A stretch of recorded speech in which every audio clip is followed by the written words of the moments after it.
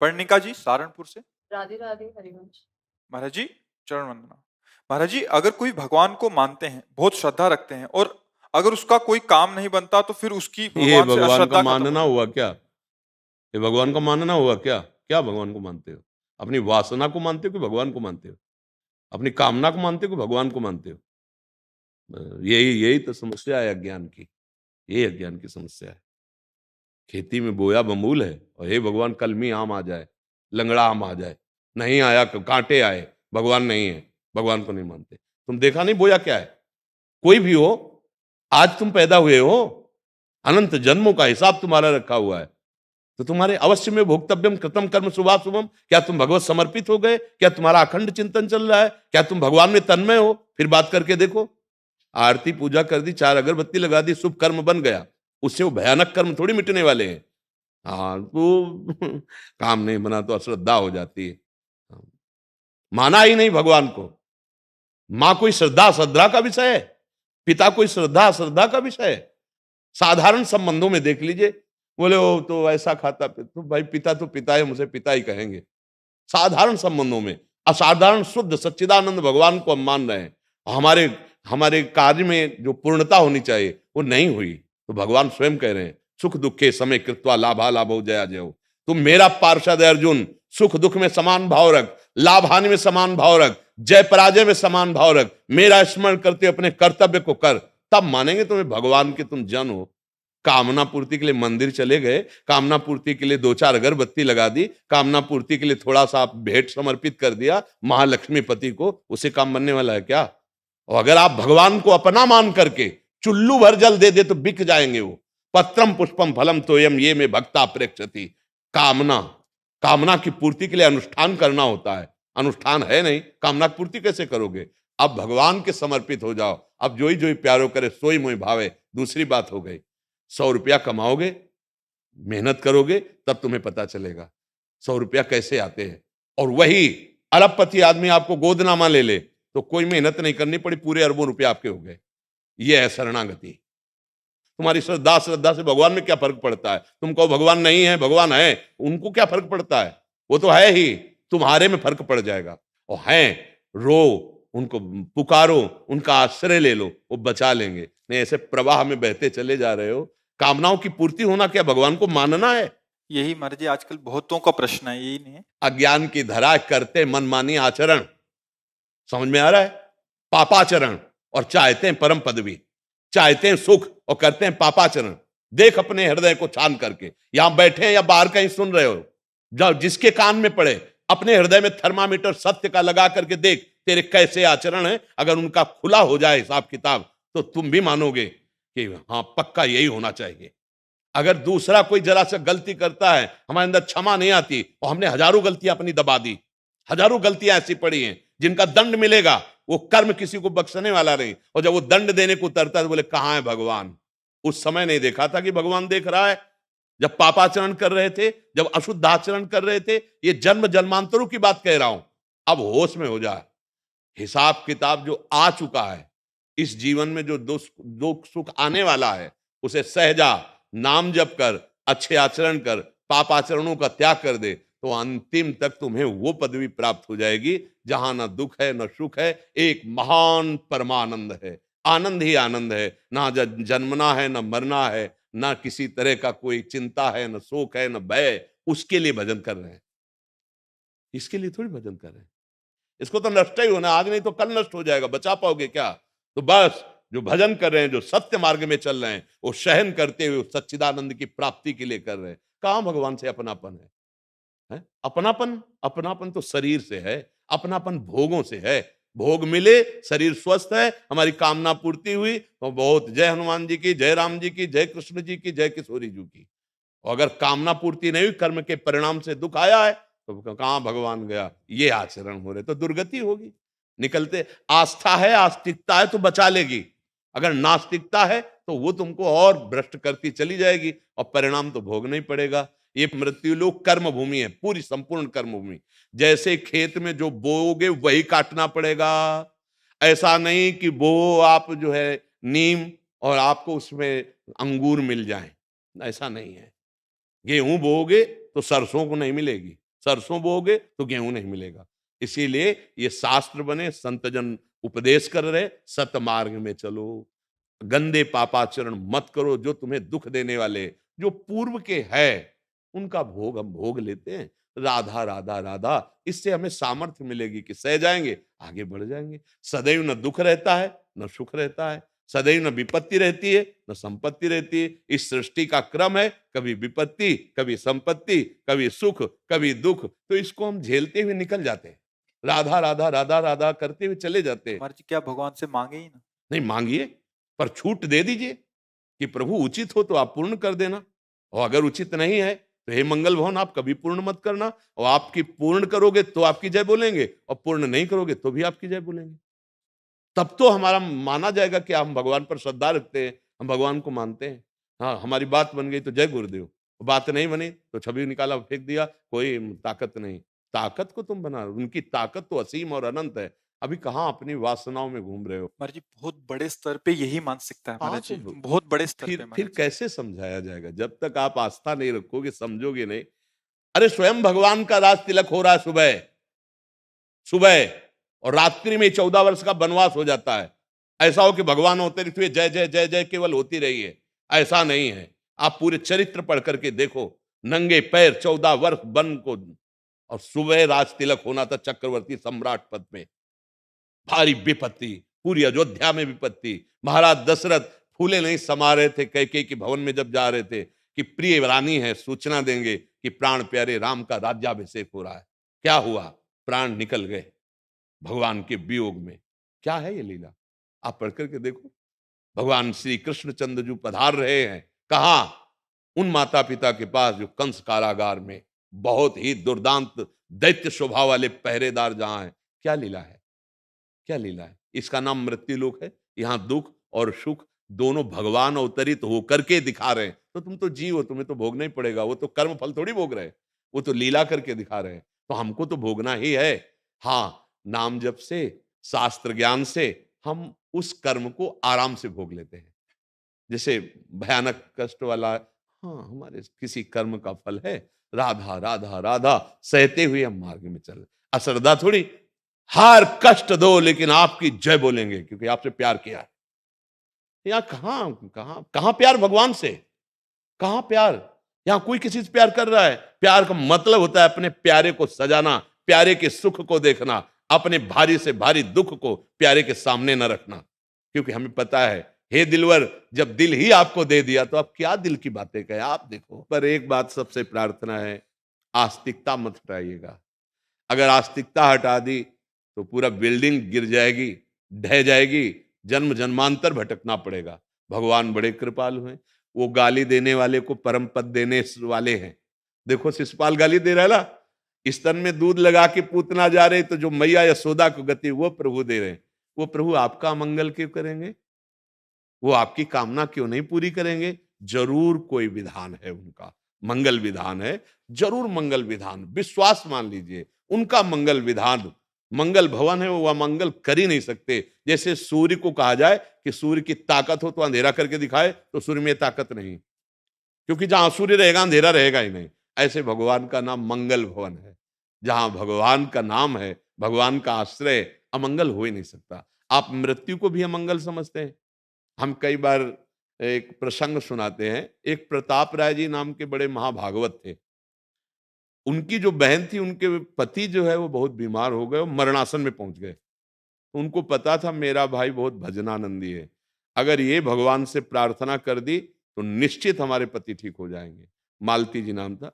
वो आई और कहा, भैया आज तक हमने आपसे कुछ नहीं मांगा। प्रताप राय जी से रात दिन वो गृहस्थी में रहते हुए भजन परायण, कभी भगवान से कोई याचना नहीं करते थे, निष्काम भक्त।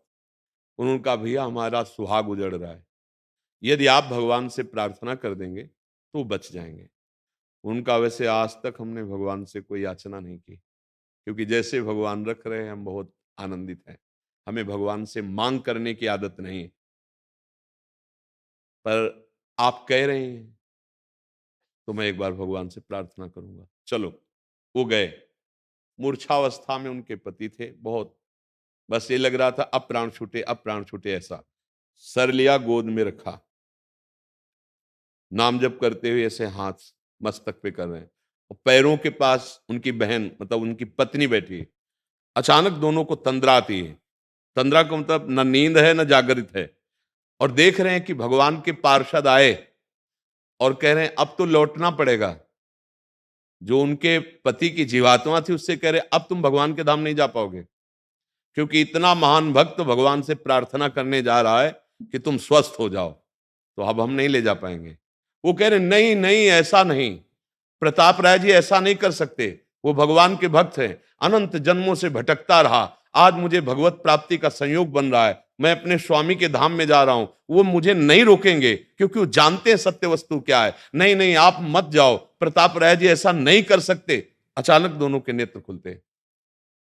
प्रताप राय जी ने कहा कि अभी अभी हमने, तो उन्होंने कहा अभी अभी हमने भी देखा। उनका भैया आप रहने दीजिए, मैं समझ नहीं पा रही थी, मैं समझ रही थी पति का अमंगल हो रहा, मृत्यु हो रही, लेकिन अब समझ में आ गया पति अपने स्वरूप में भगवत धाम, मैं सदा ही यही मनाऊंगी कि वो सुखी रहे भगवान के धाम। हमको क्या पता कि क्या मंगल हो रहा है, हम अज्ञानी जीव अपनी सोच को मंगल मानते हैं। छोटा बच्चा जैसे चाकू से खेलना चाहे और माँ चाकू छिना के उसे रोके तो उसको बुरा लगता है। छोटा बच्चा कीचड़ में खेल रहा है, माँ उसे ला करके बाथरूम में स्नान करा के संगारित करना चाहे, उसे बुरा लगता है, माँ बहुत बुरी है, हमें खेलने नहीं दिया। हम ऐसे बालक हैं अज्ञानी, हम विषयों में खेल रहे, हम मांग क्या कर रहे, नाशवान पदार्थों की। अरे सत्य सच्चिदानंद भगवान से एक बार ये मांगो कि मुझे मुक्त कर दो, इस माया से मुक्त कर दो, नाथ मुझे अपना भजन दे दो, मुझे भगवत प्राप्ति करा दो। ये बात तो ठीक है, अब लौकिक वस्तुएं मिल भी जाएंगी तो क्या तुम्हारी मांग खत्म हो जाएगी? सोचो, क्या मांग खत्म हो जाएगी? पर अज्ञान की ऐसी धरा है कि हम भगवान पर ही अश्रद्धा करने लगते हैं। अश्रद्धा का मार्ग नहीं है। अब ये भगवत मार्ग सब कोई कैसे पकड़ पाएगा? उसको चाहिए रुपया, उसको चाहिए भोग सामग्री, उसको चाहिए और कर्म निषिद्ध कर रहे हो कैसे? संपत्ति ऐसे मिलती है, पुण्य आत्मा को संपत्ति मिलती है। आज वो पाप कर रहा है लेकिन पीछे का पुण्य काम कर रहा है तो संपत्ति मिल रही है। आज तुम धर्म से चल रहे हो, पीछे तुम्हारे पाप है, इसलिए तुम्हारे सामने संपत्ति नहीं आ पा रही। ये सुख और दुख, शुभ और अशुभ कर्म का परिणाम होता है। भजन करो, दोनों को रौंद दो, शुभ और अशुभ, और निकल चलो भगवान के पास। हमारी तो राय यही है, मत फंसो सुख और दुख में, नहीं तो मानव जीवन केवल सुख दुख के लिए नहीं, बहुत है हिसाब किताब। न जाने कितने बार हमको जन्मना मरना पड़ेगा, क्या क्या बनना पड़ेगा। हाँ, 83,99,999 योनियों के बाद एक प्लस ये 84 लाख पूरा होता है, ये मानो दे यार, ये निकलने के लिए मिला है इस माया से, इस जन्म मरण के चक्कर से। अब हमारी बात समझ में आ जाए तो राधा राधा कहो, अच्छे आचरण करो, और जो दुख सुख आ जाए भगवान का प्रसाद समझकर सह जाओ। ऐसा दुख ही नहीं देंगे कि आप सह ना पाओ, पक्का समझ लीजिए। अगर आप भगवान की शरण में हो तो ऐसा नहीं, वही दुख दूसरे को परास्त कर देगा, लेकिन आप भगवान की शरण में हो तो आपको परास्त नहीं करेगा। ये हम छाती की बात कह रहे हैं। हाँ, अगर वो 100 ग्राम दुख देते हैं तो 1 किलो सुख दे देते हैं। भारी पड़ जाता है दुख के ऊपर सुख, वो दुख दबा बेचारा म्यों म्यों करता रहता है, कुछ नहीं कर पाता। मान लो हमारी बात, मान लो ये भगवान का सिस्टम है, कानून है। कानून के विरुद्ध हमसे आचरण हुए, उनका भोग भोगना पड़े। भले आपने कानून बनाया है, जैसे यही कानून के विरुद्ध है तो चाहे 1 घंटे के लिए दंड रूप में आपको जेल जाना पड़ेगा, भले आपने कानून बनाया है, लेकिन आप अगर उसके विरुद्ध चले तो आपको भी जाना पड़ेगा। भगवान ये लीला करके स्वयं दिखाए हैं, ऐसे आचरण किए जाए जिससे भगवान प्रसन्न हो जाए और हमारा दुख सुख ये दोनों मायाकृत है, इससे छूट जाए और प्रसन्नता को प्राप्त हो, परमानंद को प्राप्त हो। अब हमारी बात समझ जाओ तो राधा राधा रटो, सब ठीक हो जाएगा। राधा राधा रटो, अश्रद्धा करने से कुछ नहीं होने वाला, भगवान में फर्क नहीं पड़ेगा। मेरे भगवान तो ऐसे है कि तुम्हारे गाली से, तुम्हारी निंदा करने से, ना मानने से उनको फर्क नहीं पड़ेगा, तुम गंदे हो जाओगे। अगर जिसको ये डर होता है ना कि मेरा भगवान देख रहा है, तो हमसे फिर पाप नहीं बनते। लगता है यार नहीं नहीं, कोई और देखे चाहे ना देखे, भगवान तो देख रहा है ना, हम बच जाएंगे। आस्तिकता हमें बचा लेगी, आस्तिकता हमारा मंगल कर देगी, नास्तिकता हमें नष्ट कर देगी। क्यों नास्तिकता की तरफ जा रहे हो? कामनाओं को लेकर के जा रहे हो। ये कामनाएं किसी की पूर्ण नहीं हुई, किसी की, ये बढ़ती चली जाती है। हम कई बार एकांतिक में कहा, एक कोई बात बता दो अगर ये बात पूरी हो जाएगी तो हम कभी कुछ नहीं चाहेंगे। आप ऐसा नहीं बोल पाओगे, नहीं बोल पाओगे। वो एक बात केवल भगवान है। जैसे आपको पारसमणि मिल जाए तो किलो 2 किलो सोना की आवश्यकता नहीं रहेगी, पहाड़ का पहाड़ बना सकते हो सोना। तो अनंत ब्रह्मांडों को बनाने वाला जब मिल गया तो फिर और क्या। भगवान कहते हैं जैसे निर्मल मृदु जल का भारी जलाशय मिल जाए तो छोटे छोटे गड्ढों की याद नहीं आती, ऐसे ही भगवदानंद है। यदि कहीं प्रभु का आनंद मिल जाए तो ये काम क्रोध लोभ मोह मद मत्सर जो हमको रौंद रहे हैं, इनसे हम बच जाएंगे। हमारी मांग भगवदानंद है। इसलिए आस्तिकता को हमारी प्रार्थना है, मत मिटाइएगा, नहीं आप ही नष्ट हो जाएंगे। भगवान का कुछ बिगड़ने वाला नहीं है। राधा राधा रटिए, अच्छे आचरण कीजिए, आपका आगे जो आने वाला इसका परिणाम होगा वो बहुत आनंददायक होगा। पीछे जो हमसे गलतियां हुई उनको हम भोग लेते हैं, वो भी बहुत कम करके मिल रहे हैं, वो भी भोगने की ताकत दे रहे हैं भगवान। आगे जो हमें मिलने वाला है, अभी जो बो रहे हैं, ये बहुत बढ़िया है। इस पर अविश्वास मत कीजिए। कुलजीत जी लखनऊ से। राधा वल्लभ श्रीवल्लभ। राधा वल्लभ शेरवंश महाराज जी। महाराज जी, जब साधक अपनी कल्याण की उत्कृष्ट अभिलाषा चाहता है तो उसकी रुचि छूटती है। गुरुजी और श्री जी के संबंध ग्रस्त से सबकी सेवा करनी चाहिए। गुरुजी, सेवा होती है पर वो सिर्फ कार्य लगता है बस यही करना है, नाम जप से ही मन शांत होता है आखिरकार। उत्तम बात यही है, यही होना चाहिए। हमारी किन्हीं भोगों में रुचि न रहे, पर धर्मयुक्त भोगों को स्वीकार करना चाहिए। हमारी किसी भी शरीरधारी से ममता न हो, पर भगवत भाव से बहुत प्रियतापूर्वक निर्वाह करना चाहिए। हमारे विचार सांसारिक क्रियाओं का भी चिंतन करें, पर उसमें अहंकार रूपी दोष नहीं होना चाहिए।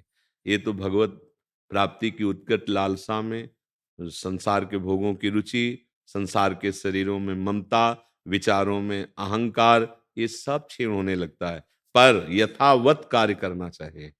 जो यथावत कार्यों का त्याग कर देता है, बाहरी, वो भगवान ने उसे मिथ्याचारी कहा है, क्योंकि अंदर से सब चलता रहता है। अगर यथावत बाहर अपने कर्तव्य का पालन करोगे तो अंदर से राग नष्ट हो जाएगा, और अंदर से श्री जी के चरणारविंद में, प्रियालाल के चरणारविंद में, प्रभु के नाम में, प्रभु के रूप में प्रीति हो जाएगी। इसीलिए जो विज्ञ जन हैं वो कर्तव्य पालन करने पर जोर देते हैं। जैसे भगवान अर्जुन जी को कह रहे हैं कि आप सन्यास नहीं, अपने कर्तव्य का पालन करो। तो भजन करने से अरुचि बढ़ती भोगों के प्रति, ये सुधार होता है। पर जो सत्संगी नहीं है फिर सोचता है कि फिर मैं क्यों करूं, मेरी रुचि नहीं है, जब सब झूठा है ये तो मैं क्यों नहीं, फिर फेल हो जाओगे, फिर विकार आप पर हावी हो जाएंगे और आपका राग दृढ़ हो जाएगा। ये रहस्य है। उत्तम साधक वही है, राग रहित होकर कर्तव्य कर्म का पालन करना। अगर राग युक्त है तो बंधन कारक है। अगर आप कर्तव्य नहीं करते तो मिथ्याचारी, आप अंदर से राग रखे हो, कहीं भी चले जाओ शरीर छोड़ के जाओगे क्या? शरीर साथ लेके जा रहे हो तो पूरा संसार लेके जा रहे हो। कर्तव्य कर्म करो तो क्रिया का वेग शमन हो जाएगा और शरीर से राग हट जाएगा, आपको शांति प्राप्त हो जाएगी।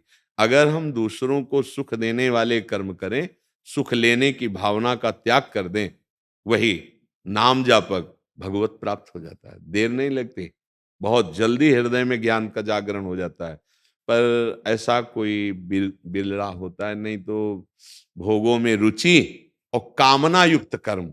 देखो, कोई कर्म करने के पहले कामना लग जाएगी कि हमको इससे ये लाभ मिलेगा, हमको इससे ये सुख मिलेगा। अगर सुख भोग की लालसा और कामना का त्याग करके कर्म किया जाए तो वो योग हो जाता है, कर्म योग। वो बंधन कारक नहीं होता, वो मोक्ष प्रदान करने वाला बन जाता है। और कहीं नाम जप कर रहा है और शास्त्र के अनुसार कर्म कर रहा है और उन कर्मों को प्रभु के लिए समर्पित कर रहा है, फिर तो बहुत जल्दी लाभ मिल जाएगा। इसलिए बहुत अच्छी बुद्धि है आपकी, पर उसमें कहीं अरुचि ना होने पावे। कर्तव्य में, परिणाम में तो सम रहो, लेकिन कर्तव्य में प्रियता रहनी चाहिए। जिसके साथ जैसा व्यवहार वैसा ही होना चाहिए, व्यवहार में त्रुटि नहीं होनी चाहिए।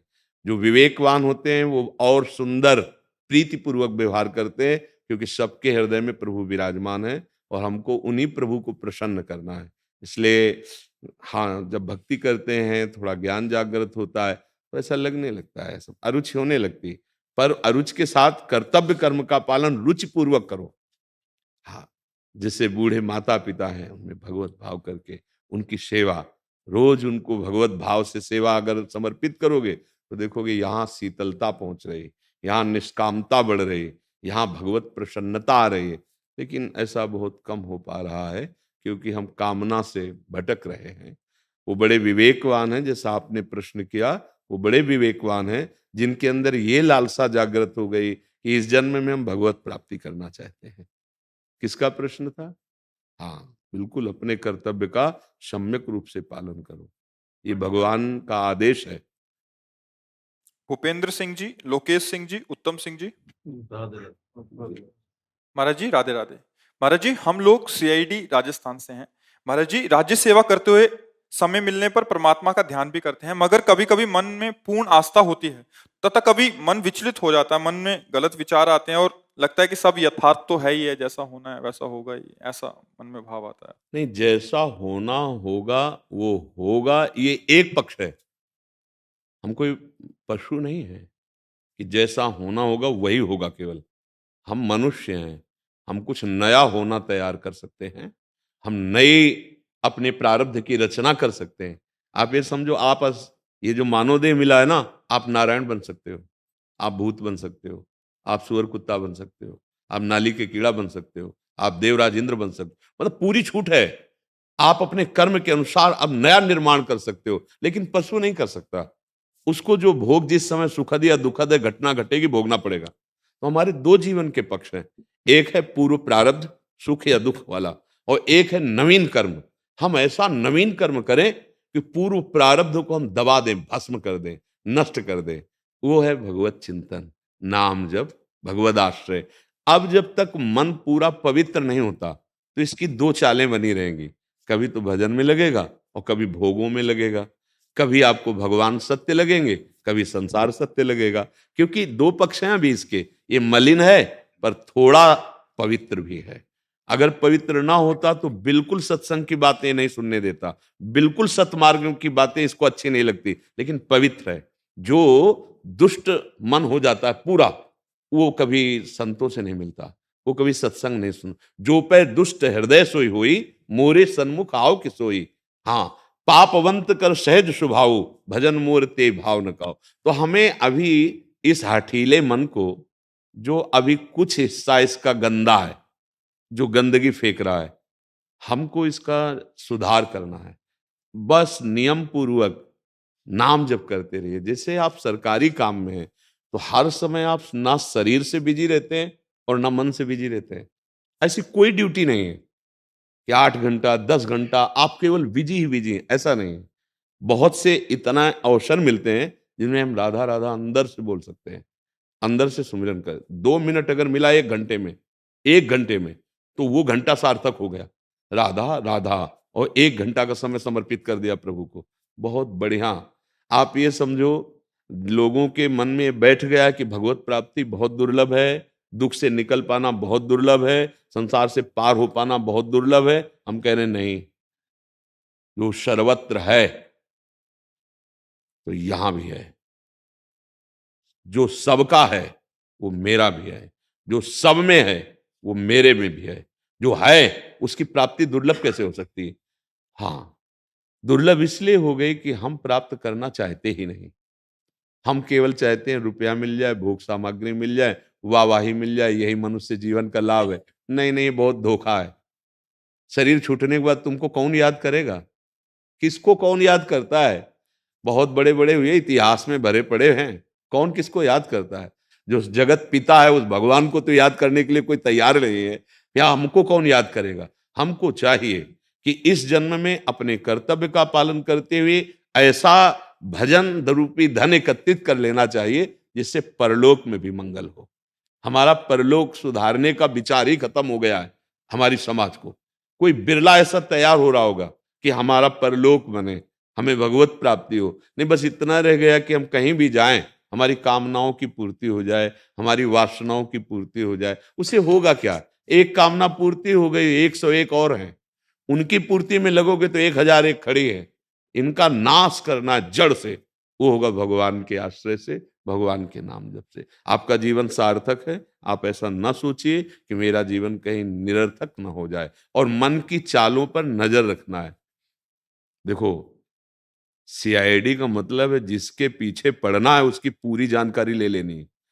वो चाहे किसी भी भेष में हमें होना पड़े या कुछ भी नाटक करना पड़े, जिसके पीछे हम पड़ेंगे उसकी पूरी जानकारी कर लेंगे।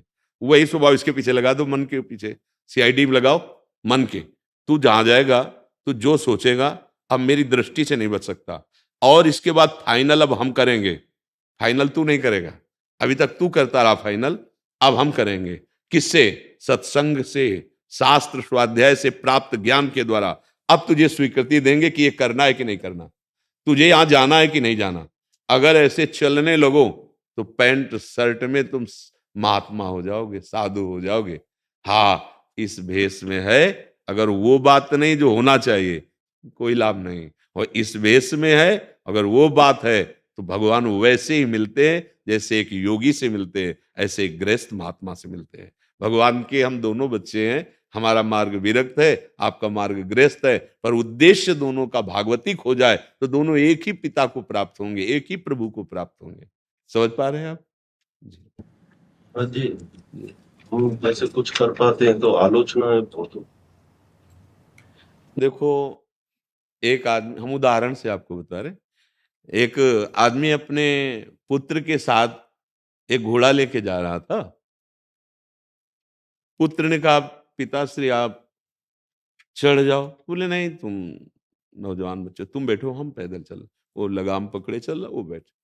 आगे बढ़े, चार लोगों ने कहा, अरे बेवकूफ, नीचे बुढ़ा चल रहा है, तू जवान नीचे उतर गया, आप बैठ जाओ। उनको बैठा लिया। चार लोग आगे मिले, बोले शर्म नहीं आ रही, लड़का नीचे चल रहा है, तुम ऊपर। बोले दोनों बैठ गए। दोनों बोले घोड़ा मिला होगा, दोनों चढ़ बैठे हो। बोले दोनों उतर जाओ। बोले अरे यार कितने बेवकूफ है, घोड़ा खाली जा रहा है। अब हमें बताओ वो घोड़े वाला करे तो क्या करे? ठीक है ना? कुछ ये लोगों का काम है कहना, हमें अपने कर्तव्य को देखना है। अगर हम कर्तव्य में चूक कर रहे हैं, फिर मेरे ऊपर अंगुली उठ रही, तो विचारणीय विषय है, हमें सुधार करना चाहिए। और यदि हम अपने कर्तव्य पे ठीक है तो हमें किसी की बातों में नहीं डरना। नहीं तो चल, आप क्या, कोई नहीं चल सकता, कोई नहीं चल। हमें गलती नहीं करनी। जैसे हमको कोई बोला तो हमें तुरंत नाराज नहीं होना, पहले हमें देखना वो कमी हमें तो नहीं। अगर नहीं है फिर हमको ध्यान ही नहीं देना, बोलते रहो तुम। अगर कमी है तो फिर हम आदर करते हैं, हम मस्त हैं, क्या फर्क पड़ता है? अगर हमारे अंदर है तो हम प्रणाम करेंगे आपको कि भगवान आपके अंदर से मुझे सावधान कर रहे हैं, मेरी गलती। ये बात समझना है। लोग, अब बोलो वो घोड़े वाला करे क्या करे, किस प्रक्रिया से वो जिए, नहीं जीने देगा संसार। इसका स्वरूप यही है। ये हर समय कहीं ना कहीं तो हमको अपनी निष्ठा से चलना है ना। जैसे आप धर्म से चल रहे हो, ठीक से चल रहे हो, और आप अपना कर्तव्य पालन कर रहे हो, फिर आपको शाबाशी मिलनी चाहिए। लेकिन उसकी जगह आपको निरादर मिले या उपहास मिले, ऐसी बातें कही जाएं, तो फिर हमारा मन टूट जाता है। नहीं टूटना चाहिए, यही अध्यात्म सिखाता है। हम गलत होंगे तो टूट जाएंगे, और गलत नहीं है तो बिल्कुल टूटने की जरूरत नहीं है। क्योंकि हमारी गलती निकालो, नहीं है ना, तो हम सत्य से चल रहे हैं तो भगवान हमारे साथ है। ये जरूर ध्यान रखिए, कोई भी बिगाड़ नहीं सकता। और उपहास तो किसका नहीं हुआ हमें बता दो। उपहास ये जगत करता है, चाहे जितना कोई सिद्ध पुरुष हो। 100 प्रणाम करेंगे तो 2 गाली देने वाले मिलेंगे, ढूंढ लीजिए आप। किसी को भी, चाहे देश सेवा में प्राण समर्पित कर दीजिए, तो 100 होंगे नमस्कार करेंगे तो 2 आपकी निंदा करने वाले मिल ही जाएंगे। ये सृष्टि का स्वरूप। इसलिए इधर तो देखो मत। जो क्या बोलते हैं, जो आपका निरादर करते हैं, वो अपने ही सुकृतों का नाश करते हैं। हमें चाहिए कि हम अपने कर्तव्य में न चूके, दुनिया क्या कहे उसको नहीं संभाला जा सकता, नहीं संभाला जा सकता पक्का। वो आप जितना संभल कर चलोगे उतना ही आपके ऊपर आक्षेप होता चला जाएगा। हमको सहनशील बनना पड़ेगा। सहनशील बनोगे तो आप बलवान हो जाओगे, और वो जो उपहास कर रहा है उसके मुख में कालिक पोतने वाले कर्म अपने आप हो जाएंगे। अपने को दंड देने की भावना नहीं करनी। उमा क्षमा सापहुते भारी, अपने कर्म जायबकारी। आप उलझोगे, समय नष्ट होगा, दिमाग खराब होगा, वो छोड़ दो, सिस्टम के ऊपर छोड़ दो। हम तो गलत नहीं, आपने गाली दी, छोड़ दो। अब उससे ऐसा कर्म होगा क्योंकि ये कर्म हो गया ना कि वो अपने आप समाज में आ जाएगा, जो आपकी अवहेलना करना चाहता था खुले में उसकी निंदा होने लगेगी।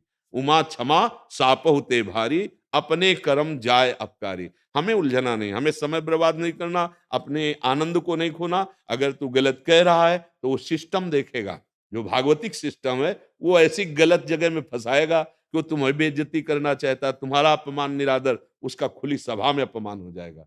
ये सिस्टम है, इसलिए आप धैर्य पूर्वक चलिए, नाम जप कीजिए और कभी कमजोर मत बनिए। ये संसार कमजोर करने की चेष्टा करता है। जब कोई अच्छे मार्ग पर, अगर आप अपने कर्तव्य का अक्षरशः पालन कर रहे हैं तो आपके विरोधी बहुत हो जाएंगे। अगर सह गए और कर्तव्य पालन कर गए तो यहां भी सम्मान मिलेगा, ऐसा नहीं है, और भागवतिक सम्मान भी क्या यहां जो अपने कर्तव्य में गलती करते हैं तो एक बार 10 बार 99 बार 100 बार, और जब एक बार पकड़े जाएंगे तो पढ़ाई लिखाई पद प्रतिष्ठा सब धूल धूसरित हो जाएगी।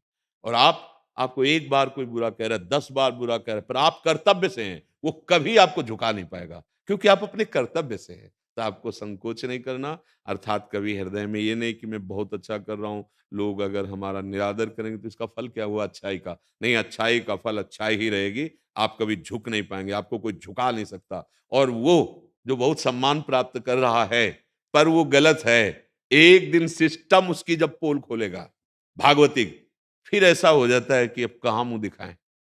पक्का वो समय होता है, चाहे जितना आप प्रसिद्ध हो, अगर आपकी एकांतिक वृत्ति खराब है, आपसे पापाचरण होता है, तो इसी जन्म में एक बार तुम्हारी धुलेगी। वो प्रशंसा, वो नमस्कार एक बार मिट्टी में मिलेगा, क्योंकि भगवान तो है ही ना, ईश्वर तो है ही ना। इसलिए आप बिल्कुल मस्ती से चलिए, धर्म से चलने वाला कभी ऐसे बात नहीं करता, बिल्कुल सिंहवत रहिए। हाँ, कमी हो अगर तो उसका सुधार कर ले, और कमी नहीं तो सिंह की तरह रहना चाहिए। अपना छोटा कर्तव्य भी भगवत प्राप्ति कराने में समर्थ है, ये बात समझ लीजिए। ये सांसारिक कर्तव्य नहीं, ये भगवान की सृष्टि है, जो भी आपको मिला वो भागवतिक है, बस ऐसा भाव कीजिए। महाराज जी, जैसे प्रवचनों में सत्संगों में हमारी ड्यूटी लगती है, जी। तो कोई मुनि महाराज शंकर की जय बोलता है, कोई श्री राम की जय बोलता है। जैसे हम भी रहते हैं, तो हम ऐसा राधा राधा रटे या फिर जय श्री राम भजन में क्या देखो, करें? एक चीज बात समझ लो, एक सच्चिदानंद भगवान के सिवा दूसरा कोई नहीं है। उसी को राम कहा गया, उसी को शिव कहा गया, उसी को दुर्गा कहा गया। जितने भी नाम हैं ये सब एक परमात्मा के हैं, दूसरा कोई नहीं है। हाँ, अब जैसे हमारे पास सब कोई आता है, मेरे ही प्रभु आते हैं, रूप अलग अलग हो जाएंगे लेकिन प्रभु मेरे ही है। ऐसे हमें जय बोलना है। वो जैसे कोई बोल रहा है अमुक की जय, तो हमें तुरंत वो समझना है, हमारे इष्ट का नाम तो यही है ना, जय। हमें थोड़ी समझना, क्योंकि भगवान है ना, उनके शास्त्र नाम, जैसे गोपाल शास्त्र नाम, विष्णु शास्त्र नाम, दुर्गा शास्त्र नाम, हजार हजार नाम ऐसे भगवान के अनंत नाम है, अनंत, हजारे ही नहीं है।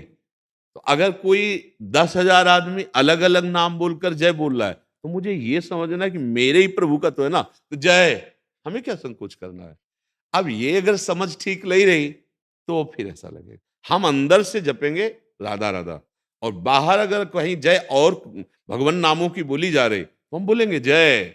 हम उसमें थोड़ी बोलेंगे कि वो बोल रहे सियाजू की जय, रामजू की जय, शिव जी की जय, तो हम कहेंगे अरे ऐसे नहीं, जय जय, पर हृदय जहां है वहीं रहेगा, हृदय तो वहीं रहेगा ना। हाँ, हमको बिल्कुल राजी रहना है, क्योंकि आपकी सेवा ऐसी है, आपकी सेवा में कहीं भी जाया जा सकता है, तो वहां अपनी बात नहीं चलानी, वहां जय बोलनी है, वहां हमें यही समझना है मेरे प्रभु है। अब जैसे अपने लोग अनन्य धर्म के हैं, एकदम प्रियालाल के अनंत, अब परिक्रमा जैसे देते थे तो हनुमान जी का रास्ते में मंदिर है, अब आरती हो रही, तो ये थोड़ी ऐसे नहीं, हाथ जोड़कर खड़े हो गए, प्रभु की एक क्षण सम्मान किया, जय हो राधा वल्लभ लाल की जय, मेरे ही प्रभु इस रूप में विराजमान, आरती हुई, प्रणाम किया, चले गए। ऐसा थोड़ी, अगर हमें सामने कोई भी महात्मा दिखाई दे तो ऐसे करेंगे कि नहीं करेंगे, ये थोड़ी देखेंगे कि राम बजता है, शिव बजता है, कृष्ण बजता है, अब जो राधा बोले उसी को हम प्रणाम करेंगे, अन्य को तो नहीं, ऐसा तो नहीं ना। हर संप्रदाय, हर जितने भी मार्ग हैं, एक ही प्रभु के हैं, और ये प्रभु के जन मतलब मेरे जन, मेरे प्रभु के जन है। तो ऐसे अल्लाह, जब हम उनके भक्तों को प्रणाम करेंगे तो फिर उन भगवत स्वरूपों को प्रणाम करने में क्या, वही तो मेरे प्रभु है। थोड़ा समझना होगा, थोड़ा विस्तार से समझना। एक सीमित होना और प्रेमी होना, इसमें अंतर है। निज प्रभु में देखें जगत, ये प्रेमी का स्वभाव होता है। सीमित में कट्टरता आने लगती है, यानी फिर कट्टरता में फिर बैर विरोध शुरू हो जाता है, मतलब मार्ग गलत हो गया, कहीं ना कहीं गलत हो गया। नहीं तो ये तो निर्मल मार्ग आनंद देने वाला है। तो प्रीति, प्रीति का मतलब सबके हृदयों में मेरे ही प्रभु हैं, सब नाम मेरे ही प्रभु के हैं, सब लीलाएं मेरे ही प्रभु के हैं। पर मेरे हृदय में जो चलेगा वो जो गुरु जी ने दिया है, हम उसी रूप की आराधना करेंगे। विरोध कहीं नहीं है, जय सब रूपों में बोलेंगे तो हमारी भक्ति में कोई अंतर नहीं पड़ेगा। भगवान अनन्य भक्ति का स्वरूप बता रहे हैं कि सो अनन्य गति जाके असमति न टरे हनुमंत, मैं सेवक सचराचर रूप स्वामी भगवंत। मैं सेवक हूं और संपूर्ण चराचर जगत मेरे भगवान ही विराजमान है। यही अनन्य भक्ति का स्वरूप है। स्वयं भगवान मेरे सो अनन्य गति जाके असमति न टरे हनुमंत, हनुमान जी को कह रहे हैं मैं सेवक सचराचर रूप स्वामी भगवंत। इसलिए कोई विक्षेप की बात नहीं। आप इधर यूपी में ही पुलिस के वो थे, अधिकारी थे, डीआईजी साहब हैं, एसटीएफ स्पेशल टास्क फोर्स होती है ना, मतलब इनकाउंटर्स वगैरह करते हैं जो, तो वैसे। हाँ महाराज जी एक मैं 5 गुरु की ने फिर भी मन ने कहा दत्तात्रेय जी ने 24 गुरु कहे थे। हाँ माता जी, बात है हम एक नाम पकड़ ले और उसी का चिंतन करें तो हमें प्राप्ति हो जाएगी। बहुत जानने की जरूरत नहीं, बहुत भटकने की जरूरत नहीं। राम कृष्ण हरि जो नाम आपको प्रिय हो, बस उसी को बार बार रटो, उसी को बार बार सुमिरन करो, अभी आनंद आने लगेगा। कुछ अब जानने की जरूरत नहीं। आप अपने बचपन की बातें बताते हैं तो हमें बड़ा अच्छा लगता है। बड़े थे हम सुनते हैं, माँ की बात बताते हैं तो हमें बड़ा अच्छा लगता है। अब माता हो ना आप तो अच्छा लगता है, इसलिए वात्सल्य है आपके हृदय, इसलिए अच्छा लगता है। बस राधा राधा हमारा जीवन है। जो नाम आपको प्रिय हो बस उसको निरंतर रटो। चिंतन से शक्ति का जागरण होता है। जैसे हम राम राम राम राम, अब दिव्यता आने लगी, राधा राधा राधा। हम 50 गुरु बना ले और जपे एको ना, 10 होटलों से भोजन मंगा ले, खाएं एको ना, तो स्वास्थ्य तो नहीं बनेगा ना। तो संतों से मिलने का, गुरुजनों से जो मिलने का वो लाभ है। अनन्यस चिंतयन्तुम, हमारा चिंतन चलने लगे, जो हमको मिला उसका हम निरंतर चिंतन करने लगे तो दूसरा कुछ जानने की जरूरत नहीं। उस महाराज जी की क्या करूं और कैसे करूं, सब आप भी गुरु बन जाओ। रहे नाम। अब देखो माता जी, अब आपको क्या करूं कैसे करूं ये बात को छोड़ो, क्योंकि अवस्था बदल चुकी है। शरीर किसी क्रिया से लायक नहीं है। अब तो जैसे भी बैठे हो या पड़े हो या जैसी भी स्थिति में हो, बस राधा राधा राधा राधा राधा। देखो हरिजू जो है ना, जब सिद्धांत वर्णन करते हैं उनके प्रतिकूल हम चलते हैं तो उनके अंदर गुस्सा भी आ जाती है। जैसे पिता है ना, 10 बार समझाए फिर बालक नहीं समझता तो चपत लगाने का मन होता है, पर उस चपत को बचाने के लिए माँ फिर दौड़ती है, अपना अधिकार प्रकट करती, मारना मत।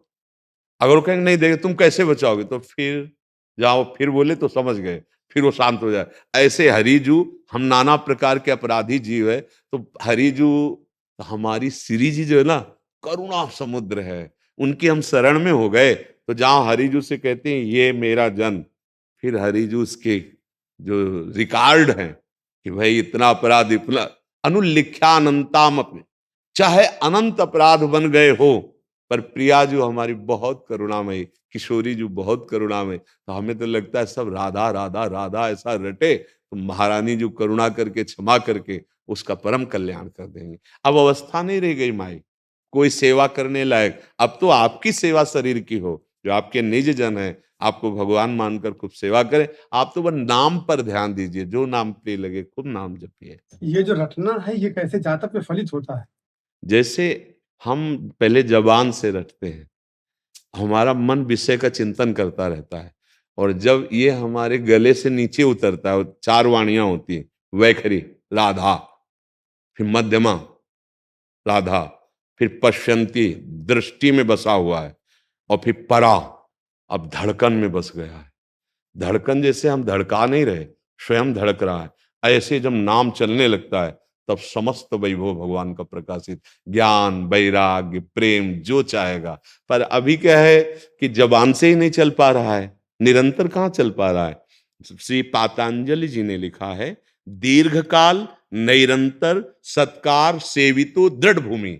बहुत लंबे समय तक जो नाम हम पकड़ें, आदर के साथ निरंतरता पूर्वक हम उसका चिंतन करें तो दृढ़ भूमि अर्थात निष्ठा हो जाएगी, और निष्ठा से ही काम, क्रोध, लोभ, मोह, मद, मत्सर ये सब शांत हो जाते हैं, क्योंकि ये भी भगवान की शक्ति से है। काम किसकी शक्ति से? क्रोध किसकी शक्ति से? भगवत शक्ति। भगवान श्री कृष्ण के पुत्र के रूप में काम का अवतार हो रहा है, जाना आपने? प्रद्युम्न जी साक्षात कामा अवतार है। अगर इनको शक्ति मिली है तो जब तक हम भागवतिक शक्ति को नहीं जागृत करेंगे जो हमारी है, तब तक हम इनको परास्त नहीं कर सकते। ये केवल बातें बनाने से काम, क्रोध आदि पर विजय नहीं प्राप्त होती। जब हमारा नाम, पहले वैखरी नाम जी ही जप जागे जोगी, जबान से शुरू किया और वो कंठस्थ हुआ, और इसके बाद वो हमारी दृष्टि में या मानस नेत्रों में, जैसे हम बैठे और वो चल रहा है, हमारी दृष्टि आपके चेहरे में ही नाम देख रही है, फिर इसके बाद रोम रोम रग रग में नाम का प्रभाव, और स्वाभाविक जब उसे अजपा जप कहते हैं। अब वो जप नहीं रहा, वो करता नहीं है, अब हो रहा है। जब हो रहा है, अब ज्ञान समुद्र, वैराग्य समुद्र, प्रेम समुद्र, जिधर चाहेगा वो वही सब उसके हृदय में प्रकट हो जाएगा। अमोघ ज्ञान, अमोघ प्रेम, अमोघ निर्भयता, अमोघ शांति। पर ये उतरना चाहिए, ये परा में उतरना चाहिए। मंत्र सिद्धि यही। हाँ, जब हमारा जप करने का भाव खत्म हो जाए और जप हो रहा है हम देख रहे हैं, तब इसे कहते परिपक्व अवस्था, सिद्धावस्था। अब करता नहीं रहा, भोगता नहीं रहा, अब वो भगवत स्वरूप हो रहा है। ब्रह्मविद ब्रह्मवि भवति, अब वो ब्रह्म स्वरूप स्थिति में है। नाम का प्रकाश जहां होता है, जिससे हमें लग रहा है कि हमें कोई बांधे है, माया बांधे है, इस शरीर अभिमान में मैं बंधा हुआ हूं, वास्तविक कभी नहीं बंधा, कभी नहीं। पर अज्ञान के कारण मैं अपने को बंधा हुआ मान रहा हूं। मान रहे ना आप अपने को पुरुष, मान रहे ना स्त्री, यद्यपि नहीं है। जैसे आप कोट पैंट शर्ट नहीं है, ये आपकी पोशाक है, ऐसे भगवान भी वर्णन करते हैं और संतों ने भी अनुभव किया। ये प्रकाश होता है नाम से। राम नाम मणिदीप धर जी दे हरि द्वार, तुलसी भीतर बाहरो जो चाहस उजियार। उजियार माने प्रकाश। अब उस ज्ञान के प्रकाश में वो देखता है कि नहीं, मैं स्थूल देह नहीं हूं, मैं सूक्ष्म देह नहीं हूं, मैं कारण देह नहीं हूं, मैं तो भगवत स्वरूप हूं। जानत तुम्हें तुम्हें हो जाए। अब कर्ता भाव खत्म हो गया, अब यही सिद्धावस्था है। मंत्र चल रहा है, भगवत चिंतन चल रहा है, पर कर नहीं रहे, हो रहा है, होता है सिद्धावस्था। करता है तब तक मूढ़ता बनी रहती है। कर्ता भाव में अहंकार विमूढ़ आत्मा कर्ता हमिति मनते, मैं करता हूं, इसका लय हो गया, उसे कहते हैं जीवन मुक्त। देह सहित विदेह, अभी देह दिखाई दे रहा है पर वो विदेह है, वो देह में नहीं है, वो अपने स्वरूप में है। आप समझ पा रहे? क्या ऐसी कोई संख्या भी होती है, जैसे कि ओम नमो भगवते वासुदेवाय का 12? देखो, संख्या ये विद्यार्थी के लिए है। नहीं, जब प्रारंभ में शुरू कराया जाता है ना पढ़ाना लिखाना, तो उसको एक सीमित दिया जाता है। ये संख्या केवल एक मतलब प्रारंभिक अवस्था है। इसके बाद ना माला की जरूरत है, ना संख्या की जरूरत है। हाँ, श्वास और नाम एक हो गया। श्वास ही नाम, नाम ही श्वासा, नाम श्वास को भेद मिटावे, रोम रोम जब रग रग बोले तब कुछ साधना आपको पाए। संख्या एक सीमित साधना है, समझ रहे? संख्या एक सीमित साधना है और ये असीमित है। परमात्मा असीम है, असीम ही असीम का अनुभव कर सकता है। सीमित आद्यंत वाली क्रिया है, 11, 21, 51 प्रारंभ और अंत, अभी अनंत तक नहीं। क्रम स्वाभाविक श्वास प्रश्वास में नाम छाया हुआ है और मैं जप नहीं रहा, अब वो परिपक्व अवस्था आ जाएगी। मनाली जी हरियाणा से। महाराज जी राधे राधे। महाराज जी, विपरीत परिस्थितियों और विपदा में मन को ये विश्वास कैसे दिलाएं कि प्रभु हमारे साथ हैं? इस मुश्किल समय में मेरा प्रभु की तरफ रुझाव और बढ़ गया है और कृष्ण में जीवन भी है। पर हाँ, अगर सुख में भगवान का सुमिरन करने का अभ्यास किया है तो दुख में बहुत गाढ़ चिंतन भगवान का होने लगेगा। और सुख दुख बाहरी परिस्थिति है, उसे हम अंदर स्वीकार न करें, अंदर की स्वीकृति से हम परास्त हो जाते हैं। ये बाहर आता है, ये भी बाहर ही है, ये शरीर भी मैं नहीं हूं। जो मेरा स्वरूप है, नैनम छिन्नन्ति शस्त्राणि, नैनम दहति पावका, न चैनम क्लेदयन्त्यापो, न शोषयति मारुता। कौन सा ऐसा दुख है मुझे छू सकता है? जब अग्नेय अस्त्र, वारुणास्त्र, वायुवास्त्र ये हमें छू नहीं सकते। हाँ, इस शरीर प्रकृति का है, इसने जो अशुभ कर्म किए वो दुख बनकर आएंगे, जो शुभ कर्म किए वो सुख बनकर के आएंगे। सुख भी यहां टिकाऊ नहीं है तो दुख भी यहां टिकाऊ नहीं है। जैसे बिना मांगे सबको दुख मिलता है, ऐसे बिना मांगे तुम्हारे कर्म के अनुसार सुख मिलेगा। तुम वो पुरुषार्थ करो जो तुम्हें सुख और दुख दोनों से महान ऊपर उठा दे, जो सुख दुख में समान, जो लाभ हानि में समान, जो जय पराजय में समान कर दे, उसी का नाम है भगवान की शरणागति, भगवान का भजन। और वो आप कह रहे कर रहे हैं, तो विपत्ति में तो और गाढ़ हो जाना चाहिए, कहीं त्रुटि हो रही नहीं। कुंती जी ने तो भगवान से विपत्ति मांगी, भगवान ने कहा विपत्ति क्यों मांगा? बोले जब विपत्ति आती है तो आप मुस्कुराते हुए मेरे समीप नजर आते हो। आज जब हस्तिनापुर के सम्राट पद पर युधिष्ठिर विराजमान हो गए तो आप पीठ दिखाकर द्वारिका जा रहे हो। मुझे ऐसी संपत्ति नहीं चाहिए, मुझे वो विपत्ति चाहिए जब आपका पीताम्बर फहरा रहा है और आप हमारी तरफ भागते हुए आ रहे हैं। जब हम सुख में भगवान का चिंतन करते हैं तो दुख में हमारा गाढ़ चिंतन होने लगता है, और जब हम सुख में उसका भोग करते हैं तो दुख को जबरदस्ती भोगना पड़ता है। इस सिद्धांत को मानिए, ये अध्यात्म है। यहाँ जो भी उत्तर होगा वो तस्मात् शास्त्रम प्रमाणम थे और अध्यात्म के अंतर्गत होगा। जब हम सुख को हर्षित होकर भोगे हैं तो जबरदस्ती दुख को शोकित होकर भोगना पड़ेगा। और अगर सुख को हमने समाज सेवा में लगाते हुए, भगवत चिंतन करते हुए उसका भोक्ता नहीं बने धैर्य पूर्वक, तो दुख भी आपको कोई प्रभाव नहीं दे पाएगा। बड़ा से बड़ा दुख, चाहे शरीर रोग से ग्रसित हो या बाहर भारी प्रतिकूलता हो, वो निराश नहीं होता। आप देखो, सुदामा जी को कई कई दिन भिक्षा नहीं मिलती थी और गृहस्थ थे, बच्चे थे। पत्नी कभी कभी बहुत ही दुखी होकर कह देती कि हम और आप भूखे रह सकते हैं, लेकिन इन बच्चों को केवल तुलसी दल और चरणामृत से हम कै दिन जीवित रखें। सुदामा जी बिल्कुल विक्षेप नहीं धारण करते थे, कहते थे मेरे श्री कृष्ण जैसे चाहें। गजब है, मतलब हद है भगवान की भक्ति की, सहनशीलता की चरम सीमा। उन्होंने कहा जैसे श्री कृष्ण रख रहे हैं वो हमारे ऊपर बहुत कृपा कर रहे हैं। दोष दर्शन नहीं किया कि मैं अनन्य होकर उनका भजन करता हूं, मुझे भिक्षा भी नहीं मिलती, चलो मुझे ना मिले, मेरे बच्चे भूखे हैं। तो देखो, जब ये यहां ये सोच रहे हैं तो ये था मम प्रपद्यन्ते ता सतयु भजाम्यम। वहां भगवान को जब रुक्मिणी जी ने भोग सामने अर्पित किया तो भगवान ऐसे कवल लिए रुक गए, उदास हो गए।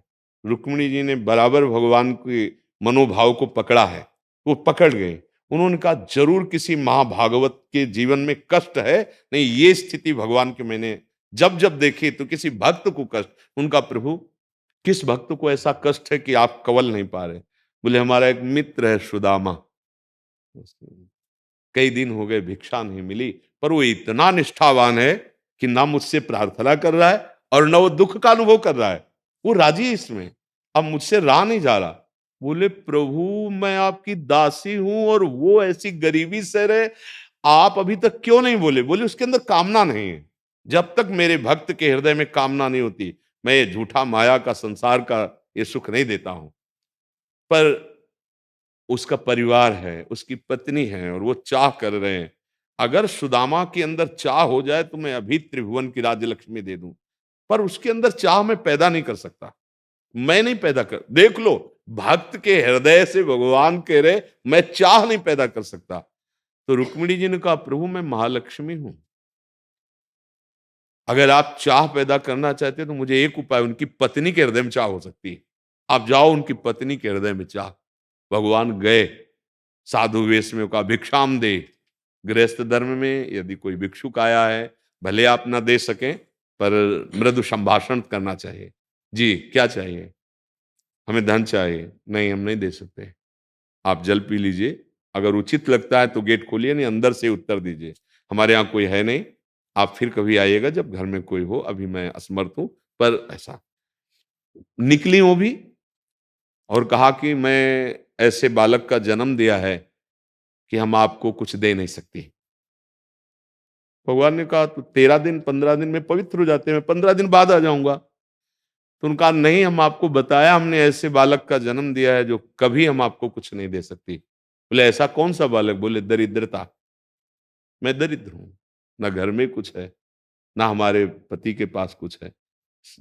तो उनका कैसी बात तुम करती हो, जिनके द्वारिकाधीश मित्र हैं, सखा हैं, वो दरिद्र ऐसा कैसे हो सकता है? एक बार अपने पति से कहो ना कि द्वारिकाधीश के पास जाए। अब वो जेवी सुदामा जी भिक्षा करके आए, उनकी पत्नी ने कहा सुना है आपके मित्र द्वारिकाधीश है। बोले हाँ है। बोले आप जाइए, वो कुछ दे देंगे। बोले कभी नहीं जाऊंगा। इस भाव से क्यों मुझे दे दे, मैं क्यों जाऊं? मुझे जैसे रख रहे मैं आनंद में हूं। बोले दर्शन करने तो जा सकते हो। उन्होंने सोचा अगर जाएंगे इनकी हालत तो देखेंगे, जरूर दे देंगे। हाँ, दर्शन करने जा सकते हैं। अब मित्र के पास, गुरु के पास, इष्ट के पास कुछ पत्रम पुष्पम फलम, उनका आपने बहुत दिनों के बाद प्राण प्यारे मित्र के पास जा रहे हैं, कुछ तो होना चाहिए। यहाँ जब अपने नहीं है तो उनको क्या ले जाऊं? तो उनका अगर यही बात है ले जाना है तो मैं प्रयास करती हूँ। वो अपनी एक सखी के पास गई, वो भी जो चावल के आगे टूटे हुए होते हैं ना, वो दिए 4 मुट्ठी। तो एक फटे से कपड़े में बांध कर कहा ये पहन। आप जरा देखिए भक्त की महिमा, इतने पर भी वो विचलित नहीं है। वो पूरी तो बहुत विस्तृत कथा है।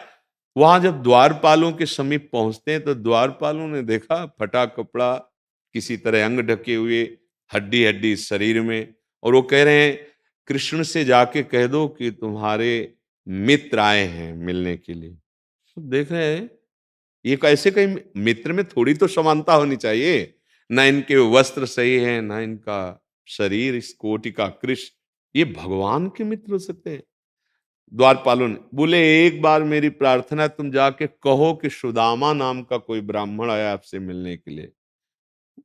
चलो भगवान से कहते, जे ही कहा प्रभु कोई सुदामा मिल, तो भगवान रुक्मिणी जी के पलंग पे विराजमान थे। रुक्मिणी जी वायु कर रही थी पंखा से, कूद पड़े, अश्रु प्रवाह करते हुए दौड़े, और जो सुदामा जी से मिले जाके ना, वो सब देखकर आश्चर्यचकित हो गए कि भगवान शंकर और ब्रह्मा जी में मिलने आते हैं तो कुछ क्षण विलंब होता है, लेकिन भगवान अविलंब भागते हुए आए। ऐसा भगवान सुदामा जी को ले उनके चरण पखारे। देखो हमारे भगवान की करुणा। और फिर बाद में सबके सामने कहा कुछ लाए हो? तो भला इतने महान प्रभु जहां इतना वैभव, अब वो कैसे देते बने? भगवान ने कहा देखो पहले भूल की थी, अब फिर भूल कर रहे हो। और ऐसे पकड़ के उठाया, फटे कपड़े में टूटे हुए चावल का आगे का किनका भगवान ऐसे ले रहे हैं। और भगवान का रोम रोम पुलकित हो रहा है। और भगवान कह रहे हैं आज तक मैंने ऐसा स्वादिष्ट कभी पदार्थ नहीं पाया। बोलो क्या उसमें स्वाद? जैसे ही भगवान ने पाया ना, भगवान पुलकित हो रहे हैं। किस बात को? भक्ति को, भाव को देख करके। और भगवान ने जैसी द्वारिकापुरी वैसी सुदामापुरी की रचना कर दी। हम विपत्ति में घबराएं नहीं, धैर्य रखें। जिस दिन हमारे स्वामी हम पर कृपा करके उस विपत्ति से निकालेंगे तो महान संपत्तिशाली हो जाएंगे, लौकिक और पारलौकिक। हमको डरना नहीं, घबराना नहीं। जैसे दिन नहीं टिका रात आती है, ऐसे रात नहीं टिकेगी दिन आएगी। ये सुख दुख का क्रम चलता रहता है। यदि हम सुख के भोक्ता बनेंगे तो दुख भोगना पड़ेगा। यदि सुख को हम बांटेंगे और भगवत प्रसाद मानकर नाम जप करते हुए अभिमान नहीं करेंगे तो दुख आएगा, पर वो हमें परास्त नहीं कर पाएगा। हमें ये चाहिए कि हम भक्ति के भाव को समझें, रहस्य को समझें। कुंती जी ने तो भगवान से दुख ही मांगा है। और सच्ची कहते हैं आज तक जो महान ऊंचाई पर चढ़ा है उसको इस दुख ने चढ़ाया है, इस विपत्ति ने चढ़ाया है। अगर विक्रम राणा ना होता तो मीरा जी की भक्ति को कोई जानता नहीं। पक्का समझो, ये जितना विरोध, जितना विपत्ति, जितना दुख, प्रहलाद जी को हिरण्यकश्यप इतना दुख न देता तो उनको महान भागवतों में सर्वप्रथम नाम लेने वाली बात ना थी। कौन जानता कि प्रहलाद जी कैसे थे, क्या क्या विपत्ति, पर उसमें भी अपने प्यारे प्रभु को नहीं भूले तो उनका नाम भक्त शिरोमणि प्रहलाद। जब उच्चारण किया तो पहले प्रहलाद, नारद, पराशर, पुंडरीक, सबसे पहले प्रहलाद आता है। देखो, हमारा जीवन दुख सुख भोगने के लिए नहीं, हमारा जीवन दुख सुख से ऊपर उठने के लिए है, और वो अध्यात्म है। भगवान का नाम जप करते हुए सत्संग सुनते रहिए, आपको बल मिलता रहेगा दुख और सुख दोनों सहने का। हम लोग सुख में फूल जाते हैं, इतने फूल जाते हैं, मार उत्सव मना रहे हैं, खूब राजी हो, ये पता नहीं कि ठीक उसी समय विपत्ति का संयोग आ सकता है, उसी समय घटना घट सकती है। हम इतने निराश फिर हो जाते हैं कि हमें लगता है अब जीना भी ठीक नहीं है। ऐसे ही तो होता है, हम जीत गए तो इतने हर्षित हो गए, हार गए तो इतने शोकित हो गए कि जीवन से निराश हो। ये मानव देह ऐसे ऐसे नहीं मिला, मानव देह इतना महान है, दुर्लभो मानुषो देहो। हम धैर्य पूर्वक सुख में फूले नहीं और दुख में ऐसे शोकित ना हो जाए कि जीवन निरर्थक। आज दुख, हम रौंदेंगे इसे दुख को, और आगे फिर बढ़ेंगे, आगे हम फिर विजय श्री प्राप्त करेंगे। एक बार हार गए तो क्या हुआ, आज हमें विपत्ति है तो क्या हुआ, हम जीतेंगे। ये भगवत अंश हो आप, भगवान का आश्रय है, ये दुख कुछ नहीं कर सकता। हर स्थिति में विजय श्री मिलती है। हमको पराजय भी विजय का सूचक बनेगी। हमसे त्रुटि कहां हुई, कौन सी कमजोरी अभ्यास में हुई कि मैं हार गया, आगे बढ़ूंगा, ऐसे चला जाता है। कभी निराश मत हो, एक दिन सबकी मृत्यु होनी है। हम इस जन्म को ऐसा बनावें कि मृत्यु का भी दुख हमें, देखो वो तो थोड़ी सी बात में चला जाता है। थोड़े से भोगों में रति होने वाले मरने के लिए तैयार हैं, थोड़े से। अगर कहीं राष्ट्रभक्ति, तो आप देख लीजिए, हमारे भारत के ऐसे प्रेमी जन हुए, वंदे मातरम, और फांसी का फंदा डाल लिया है।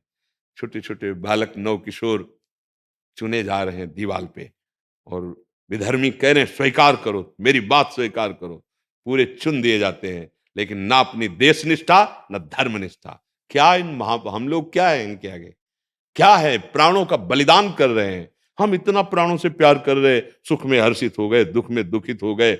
सुख आया तो बड़ी कृपा भगवान, दुख आया तो कोसने लगे भगवान को। नहीं नहीं, थोड़ा सुलझे, थोड़ा सत्संग सुनकर विवेक जागृत करें, और ऐसे बलवान बने कि ये दुख सुख हमें परास्त न कर पाए। भगवान गीता जी में यही सिखा रहे हैं, सुख दुखे समय कृत्वा लाभा लाभौ जया जयो। तुम सुख दुख में समान बनो, तुम लाभ हानि में समान बनो, तुम जय पराजय में समान बनो। समझ पा रहे? यदि आप नाम जप करेंगे, भगवद आश्रित हैं, तो भगवान की कृपा से ऐसा बल आएगा कि यहाँ दुख मिलता है, सबको मिलता है। हम कह रहे भगवान अवतार लेते हैं, उनके भी जीवन में आया।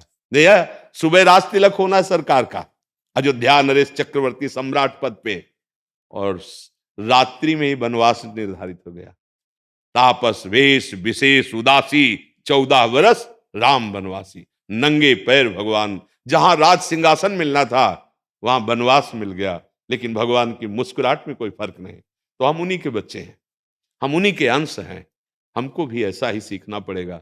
जहां भगवान स्वयं अवतरित हो रहे, वहां वसुदेव देव की कंस के कड़े पहरे के अंदर कारागार में बंद है, और वहां अवतार हो रहा है, जगत से मुक्त करने वाले गोविंद का अवतार हो रहा है। देखो, जब भगवान भी अवतरित हुए तो दुख सुख का क्रम देखो। तो हम तो जीव हैं, हम तो उनके अंश हैं, तो हमको सहना है, सह करके हमको ऐसी ऊंचाई पर पहुंचना है जहां दुख सुख दोनों मिट जाएं, और अखंड प्रसन्नता, अखंड आनंद, वह भगवान का साक्षात्कार, भगवान की प्राप्ति। वरुण जी। राधे राधे महाराज। राधे राधे महाराज जी। महाराज जी, ऑफिस में निरंतर 9 घंटे भगवान स्मरण कैसे हो, काम में कंसंट्रेशन भी रहे, जिससे कारण निष्ठा ऑफिस वर्क के प्रति कम भी ना हो और हमारा काम भी हो जाए, कोई सरल विधि अर्जुन की तरह युद्ध करते हुए। स्मरण का तात्पर्य है, अगर हमारा नाम जप नहीं चल रहा है तो मैं जो 9 घंटे कार्य कर रहा हूं उसको प्रभु को समर्पित कर दें, वो भी भजन माना जाएगा। जैसे हम प्रारंभ से बैठे ऑफिस में गए तो हम नाम जप कर रहे हैं, लेकिन जब हमें ऑफिस का कार्य करना है तो अब एक साथ 2 कार्य नहीं हो पाएंगे। क्योंकि अगर जरा भी चिंतन बिगड़ा, लिखा पढ़ी करनी है या बात करनी है या कोई कार्य करना है, उसमें हमको पूरा मनोयोग देना पड़ेगा। एकाग्रता अगर नहीं रहेगी तो सम्यक रूप से कार्य नहीं हो पाएगा। तो हम उस कार्य को भी भगवान को समर्पित कर देते हैं, क्योंकि ये सृष्टि भगवान की है, इसमें जो भी पद, जो भी कार्य है वो भगवान की सृष्टि का है, तो भगवान के लिए है। ये भगवान आदेश कर रहे हैं, हम अपनी तरफ से नहीं कह रहे हैं। भगवान कह रहे हैं, ये तो सर्वाणि कर्माणि मयि सन्न्यस्य मत पराहा अनन्ये नैव योगेन माम ध्यान उपासते। मेरा ध्यान करते हुए, मेरी उपासना करते हुए जितने भी कर्म हैं वो मेरे को समर्पित कर दो, वो भी भजन हो जाएगा। हमें समय मिल रहा है तो हम राधा राधा बोल रहे हैं, समय नहीं मिल रहा तो हम एकाग्रता पूर्वक जो लिख रहे हैं, जो बोल रहे हैं, जो क्रिया कर रहे हैं, वो प्रभु को समर्पित कर देते हैं। 1-1 घंटे के समर्पित कर देते हैं, पूरे 9 घंटे के समर्पित कर देते हैं। अगर हमें चतुरता है तो 1-1 घंटे में कि 60 मिनट हो गए। हे करुणामय प्रभु, इस 60 मिनट में जो भी क्रिया बनी, जो भी आपका स्मरण हो, वो आपको समर्पित है। बहुत जल्दी अध्यात्म का प्रकाश हो जाएगा। ये भगवत समर्पित भागवत धर्म है। जो भी हम कार्य कर रहे हैं, वो भगवान को समर्पित करते जाएं। तो अगर हमें समय मिल रहा है तो हम बीच में नाम जप कर लेते हैं, समय नहीं मिल रहा तो हम बिल्कुल एकाग्रता से, वैसे जैसे हम आपसे बात कर रहे हैं, अभ्यास होता है तो हम आपकी तरफ देख रहे हैं, लेकिन हम आपके रूप को नहीं देख रहे हैं, हम वो देख रहे हैं जो हम देखने का अभ्यास किए।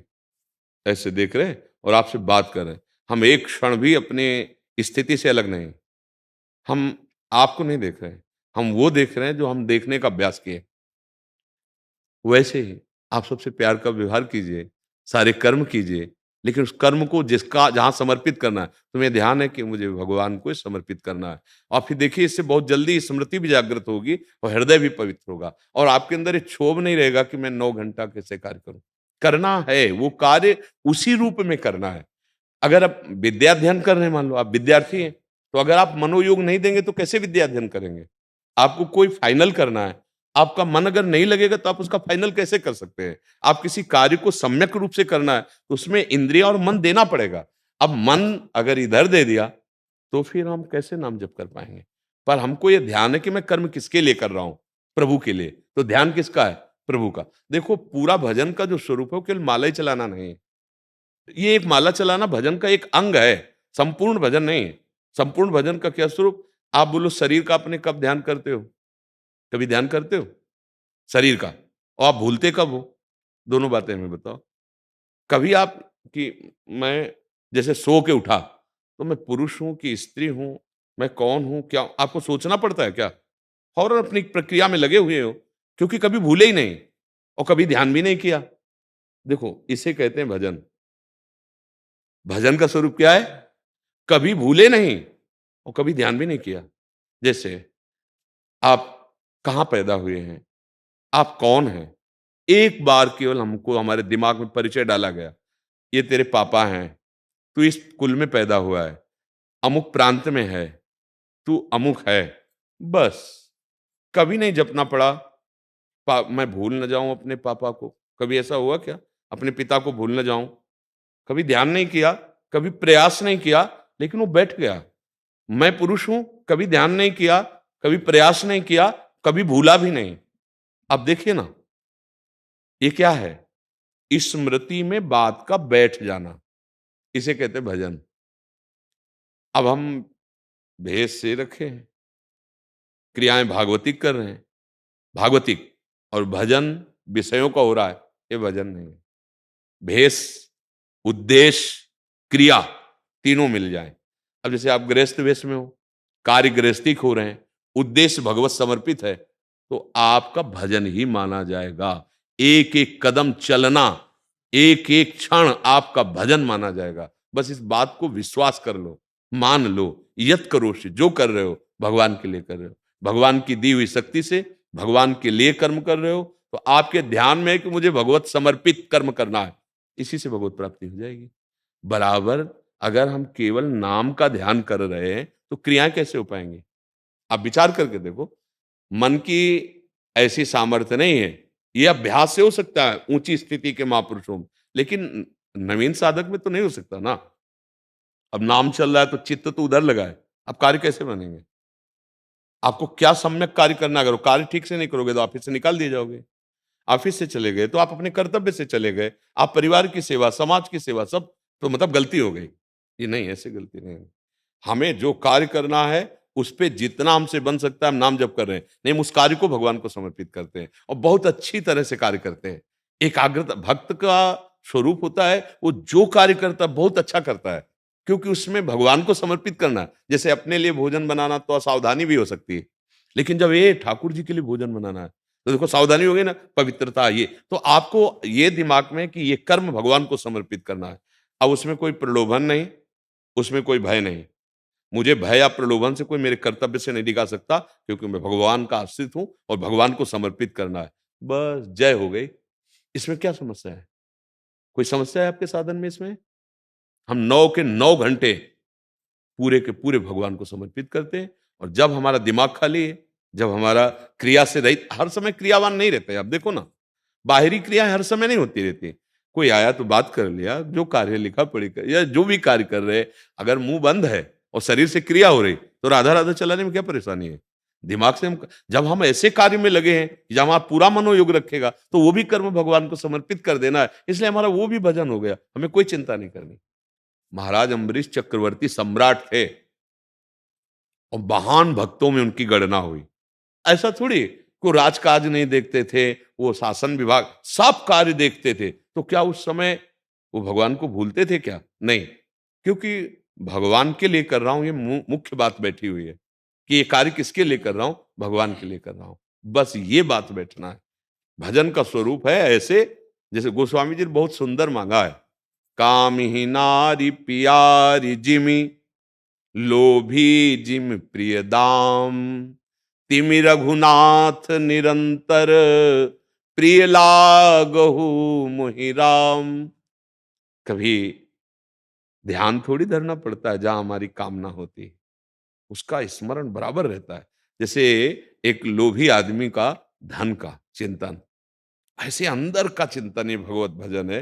मैं प्रभु के लिए कर्म कर रहा हूं, प्रभु का शरणागत हूं, प्रभु का भजन उद्देश्य। और उसका केवल उससे संबंध नहीं जोड़ना कि माला निरंतर चले सोई भजन, नहीं नहीं, भजन का सम्यक रूप समझिए। हम उनके हैं, उनका चिन्ह।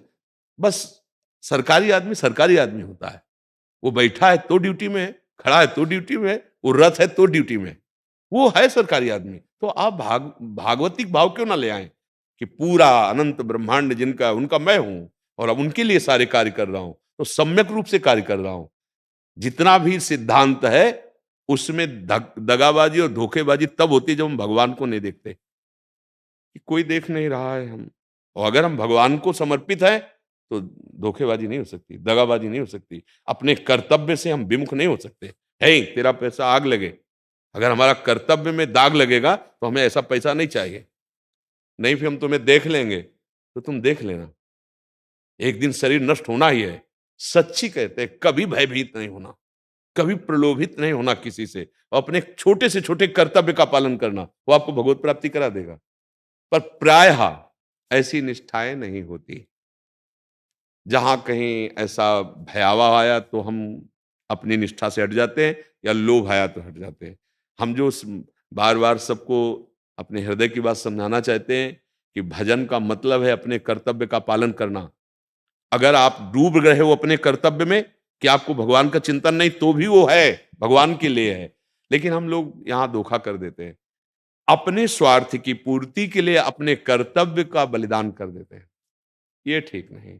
अपने कर्तव्य के लिए अपने स्वार्थ का बलिदान कर देना पूजा है, और अपने स्वार्थ में अपने कर्तव्य का बलिदान कर देना ये अधर्म है। इससे फिर हानि हो जाएगी। अपने कर्तव्य, कोई भी कर्तव्य कर्म, गला काटने से बढ़कर कोई घोर कर्म तो होता नहीं। और अर्जुन जी को उसी के लिए उपदेश कर रहे हैं।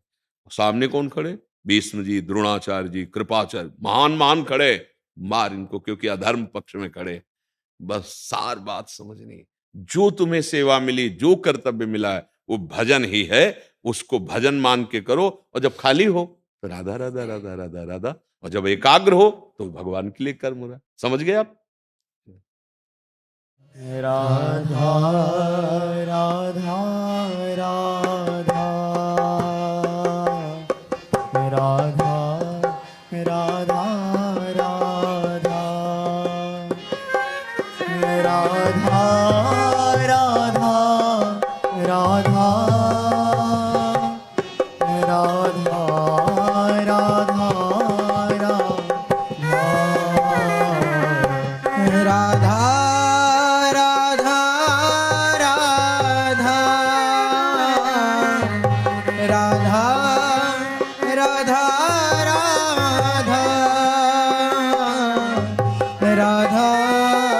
राधा राधा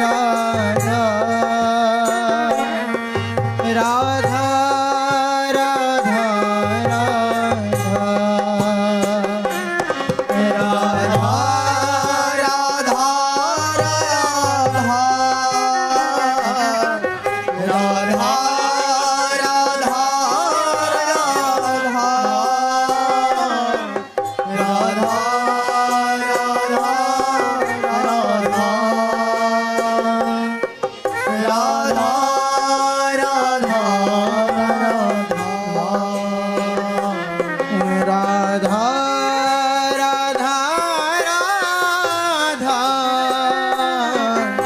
राधा राधा राधा राधा राधा राधा राधा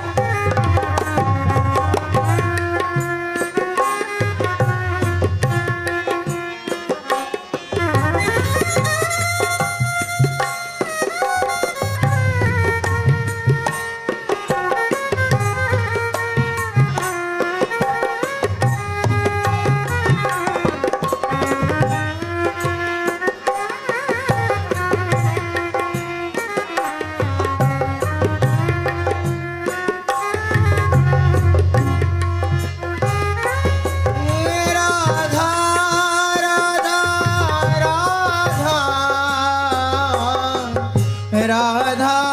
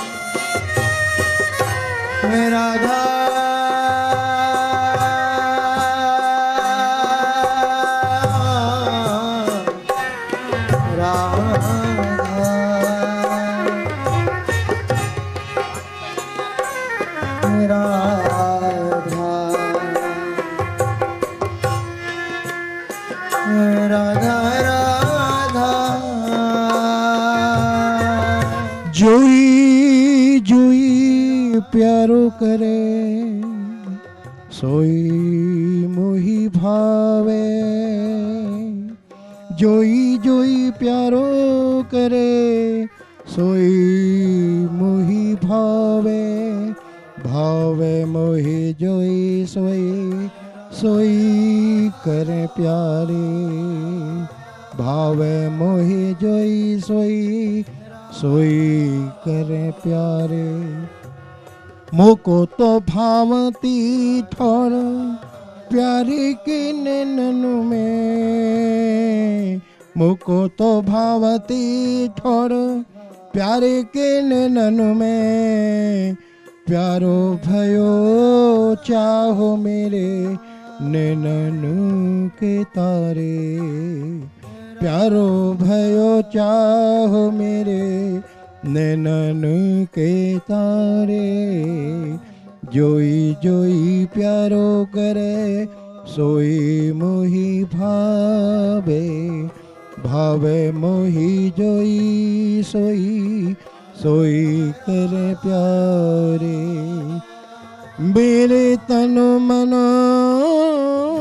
प्राण होते प्रीतम पिया, मेरे तन मन प्राण होते प्रीतम पिया, अपने कोटिक प्राण प्रीतम मोसो हारे, अपने कोटिक प्राण प्रीतम मोसो हारे, जोई जोई प्यारो करे सोई मोहि भावे, भावे मोहि जोई सोई सोई करे प्यारे।